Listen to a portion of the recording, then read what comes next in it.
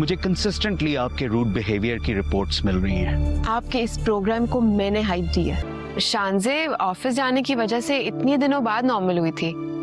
जरार अगर ये रिश्ता रखना है तो उसे मना कर ले, और अगर नहीं डोंट फॉरगेट दैट। अब आपकी भी आंखें बदलने शुरू हो गई। तो शानजी ने ऑफिस छोड़ा थोड़ी है, कुछ दिन के लिए ब्रेक लिया स्टडीज के लिए, बहुत जल्द दोबारा ज्वाइन कर लेगी। तो उसे याद करना भी छोड़ दो।